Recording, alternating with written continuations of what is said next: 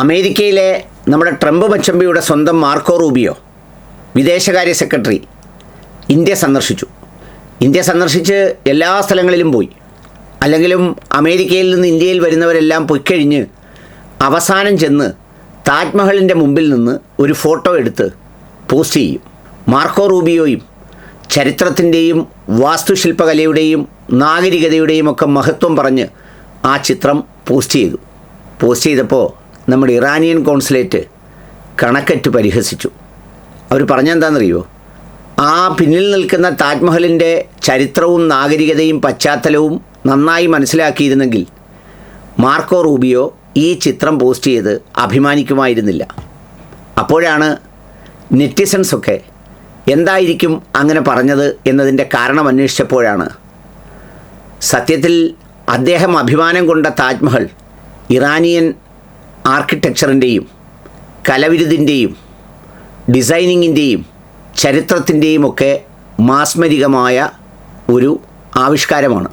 അത്രമേൽ പാരമ്പര്യവും ചരിത്രവുമുള്ള മനുഷ്യൻ്റെ സാംസ്കാരിക ചരിത്രത്തിൽ ഒരിക്കലും മറക്കാൻ കഴിയാത്ത പേർഷ്യൻ ഗൾഫിൻ്റെ ഹൃദയമായ ഇറാനെ എല്ലാ അർത്ഥത്തിലും ബോംബിട്ട് നശിപ്പിക്കുന്ന മാർക്കോ റൂബിയോ ഇങ്ങ് ഇന്ത്യയിൽ വന്ന് ആ ചിത്രം എടുത്തു വെച്ച് അഭിമാനം കൊണ്ടപ്പോഴാണ് ആ പരിഹാസത്തിന് എക്സ് പ്രൊഫൈലിലൂടെ കൃത്യമായി ഇറാനിയൻ കോൺസുലേറ്റ് പരിഹസിച്ചത്.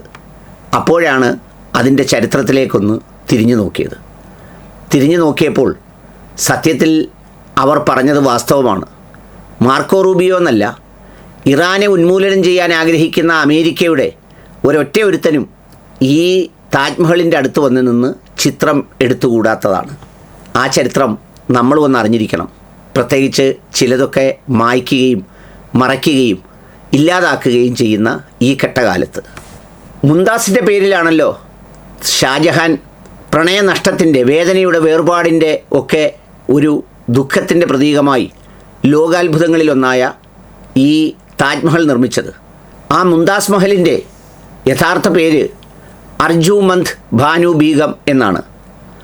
അവരാകട്ടെ ഇറാനിയൻ രക്തവുമാണ്. അവരുടെ മുത്തശ്ശൻ മിർസ റിയാസ് ബേഗ് എന്ന് പറയുന്ന മനുഷ്യൻ അങ്ങ് ഇറാനിൽ നിന്ന് ഇന്ത്യയിലേക്ക് എത്തിച്ചേർന്നതാണ്. അങ്ങനെ ഇന്ത്യയിൽ എത്തിച്ചേർന്ന ശേഷം ആ വംശത്തിൽ, ആ ബന്ധത്തിൽ, ആ തുടർച്ചയിൽ, ആ പാരമ്പര്യത്തിലാണ് മുംതാസ് ജനിക്കുന്നത് എന്ന് മാത്രവുമല്ല, ഇദ്ദേഹം പിന്നീട് മുഗൾ രാജവംശത്തിലെ ദർബാറിലെ പ്രധാനമന്ത്രിയായ ഇത്തിമാദുൽ ദൗല എന്ന് പറയുന്ന ആളുകൂടിയാണ് ഈ മുത്തശ്ശൻ. അപ്പോൾ അതുകൊണ്ട് അതിൻ്റെ യഥാർത്ഥമായ കാരണം തന്നെ, the very reason for its creation belongs to Mumtaz Mahal and she was an Iranian blood. ഇനി ആ താജ്മഹലിൻ്റെ യഥാർത്ഥ ആർക്കിടെക്റ്റ് ഉസ്താദ് അഹമ്മദ് ലഹോരി എന്ന് പറയുന്ന ഒരു ഇറാനിയനാണ്. ഉസ്താദ് അഹമ്മദ് ലഹോരിയുടെ ആ പേർഷ്യൻ കൺസെപ്റ്റിലുള്ള രൂപകൽപ്പനയാണ്, ആ ചാരുതയാണ് ഇത്ര ഭംഗിയായി അതിനെ ഡിസൈൻ ചെയ്തിരിക്കുന്നതെന്ന് മാത്രമല്ല, അതിൻ്റെ നിർമ്മാണത്തിനാവശ്യമായ കല്ലുവെട്ടുകാരെയും മറ്റ് സഹശില്പികളെയും ഒക്കെ അന്ന് ഇറാനിൽ നിന്നാണ് ഇതിൻ്റെ പണി കഴിപ്പിക്കുന്ന വേളയിൽ ഷാജഹാൻ കൊണ്ടുവന്നത്. പിന്നിത് പണിഞ്ഞ ആളിൻ്റെ കൈ മുറിച്ചു കളഞ്ഞു എന്നൊക്കെ പറയുന്ന ഒട്ടും വാസ്തവമല്ലാത്തൊരു ചരിത്രം അവിടെ കിടപ്പുണ്ട്. അത് അത്രമേൽ ക്രൂരനാണ് ഈ ഷാജഹാൻ എന്ന് കാണിക്കുന്നതിനും ഈ മനോഹരമായ പ്രണയസൗധത്തിൻ്റെ ഭംഗി മറ്റൊരു കണ്ണീരിൽ മുക്കുന്നതിനും വേണ്ടി മെനഞ്ഞെടുത്ത ബ്രിട്ടീഷുകാരുടെ കള്ളക്കഥ മാത്രമാണ്. ഉസ്താദ് അഹമ്മദ് ലഹോരിക്ക് എന്തെല്ലാം ചെയ്തു കൊടുക്കാമോ അതെല്ലാം ഷാജഹാൻ ചെയ്തു കൊടുക്കുകയും ചെയ്തു. അമാനത്ത് ഖാൻ എന്ന് വിളിക്കുന്ന അബ്ദുൽ ഹക്കാണ് ഈ താജ്മഹലിൻ്റെ മുഴുവൻ കാലിഗ്രഫി ചെയ്തത്. ഖുർആനിൻ്റെ വചനങ്ങളും ആ മനോഹരമായ എഴുത്തുമൊക്കെ യഥാർത്ഥത്തിൽ ഇറാനിയൻ കാലിഗ്രഫിയാണ്. അതിലെ അബ്ദുൽ ഹക്ക് എന്ന് പറയുന്ന ആ മനുഷ്യനും ഈ പറഞ്ഞതുപോലെ ഇറാനിയൻ ഒറിജിൻ തന്നെയാണ്. ഇനി ആ ഡിസൈനിൽ തന്നെയുള്ള 4 ഭാഗങ്ങളുള്ള തോട്ടമെന്ന് വിളിക്കുന്ന ചാർബാഗ് എന്ന് പറയുന്നതിൻ്റെ നിർമ്മാണവും യഥാർത്ഥത്തിൽ പേർഷ്യൻ പശ്ചാത്തലത്തിൽ നിർമ്മിച്ചതാണ്.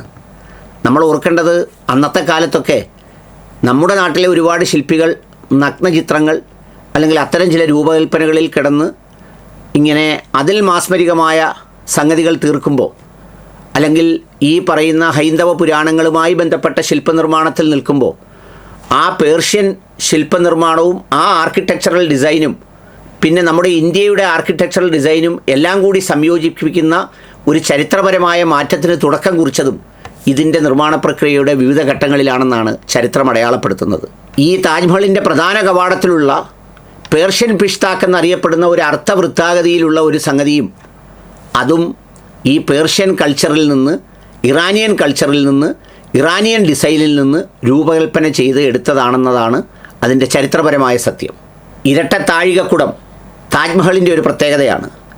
ഈ ഇരട്ട താഴികക്കുടത്തിൻ്റെ നിർമ്മാണവും ഇറാനിൽ അക്കാലത്ത് നിലനിന്നിരുന്ന നിർമ്മാണ പ്രവർത്തനങ്ങളുടെ രൂപകൽപ്പനയിൽ നിന്നും ഈ അഹമ്മദ് ലഹോരി രൂപപ്പെടുത്തിയതാണ് എന്ന് മാത്രമല്ല, ഇതിൻ്റെ നിർമ്മാണ പ്രവർത്തനങ്ങളുടെ ഡിസൈനും അതിൻ്റെ ഭാഷയുമെല്ലാം ഫാർസി ആയിരുന്നു. പേർഷ്യൻ ഭാഷ, ഇറാനിയൻ ഭാഷയായ ഫാർസിയിലാണ് ഇതിൻ്റെ ബാക്കിയുള്ള ഡിസൈനിങ്ങും എസ്റ്റിമേറ്റും അടക്കമുള്ള മുഴുവൻ കാര്യങ്ങളും രൂപകൽപ്പന ചെയ്തത്.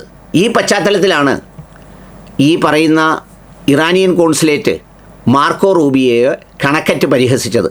കാരണം ഇറാനിയൻ വാസ്തുശില്പകലയിൽ, ഇറാനിയൻ ഡിസൈനിൽ, ഇറാനിയൻ ആർക്കിടെക്റ്റ് അടക്കമുള്ളവർ പണിതീർത്ത ഇത്തരമൊരു മഹാസൗധത്തിൻ്റെ മുന്നിൽ വന്ന് ചിത്രമെടുക്കുമ്പോൾ മറുവശത്ത് തൻ്റെ രാജ്യം ആ ചരിത്ര പ്രാധാന്യമുള്ള ഒരു സംസ്കാരത്തെ ഇല്ലാതാക്കാനും തുടച്ചു നീക്കാനും ബോംബാക്രമണം നടത്തുന്നു എന്നതാണ് അതിൻ്റെ ഒരു വൈരുദ്ധ്യം.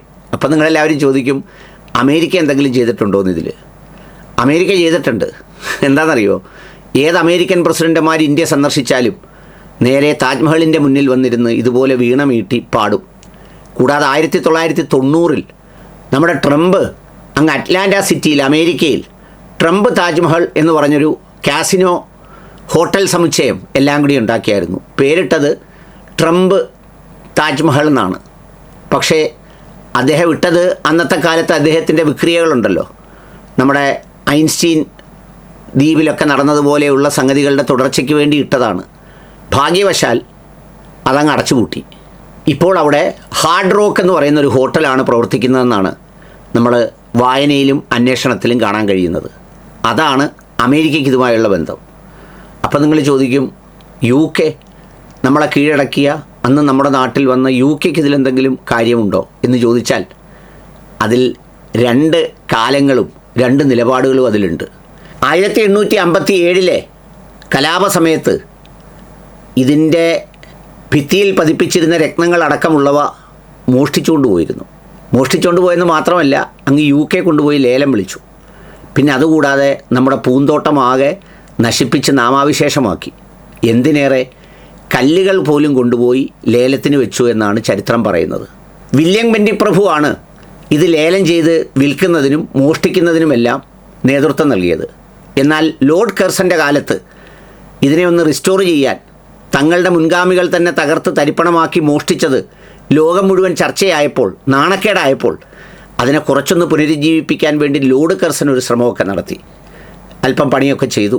പിന്നെ അതിൻ്റെ പ്രധാന ഹാളിൽ കാണുന്ന ഒരു പിന്നെ വിളക്കൊക്കെ കൊണ്ടുവന്ന് തൂക്കി. കാരണം അതെല്ലാം ഇടിച്ചു പൊളിച്ച് കൊണ്ടുപോയി വിൽക്കുന്നതിന് വേണ്ടി തൻ്റെ മുൻഗാമിയായ കാട്ടുകള്ളന്മാർ നടത്തിയ പ്രവർത്തനം ലോകം മുഴുവൻ അന്നേ നാണക്കേടുണ്ടാക്കിയിരുന്നു. അതൊക്കെയാണ് താജ്മഹലുമായി ബന്ധപ്പെട്ട് ഇവരുടെ സംഭാവന. അപ്പോൾ ചുരുക്കത്തിൽ ഈ പറയുന്ന മാർക്കോ റൂബിയോയ്ക്ക് ഇറാനെ ഉന്മൂലനം ചെയ്തുകൊണ്ട് താജ്മഹൽ വന്നതെന്ന് അഭിമാനം കൊള്ളാൻ ഒരു ന്യായവുമില്ല എന്നതാണ് അവരുടെ പരിഹാസത്തിന് കാരണമായത്.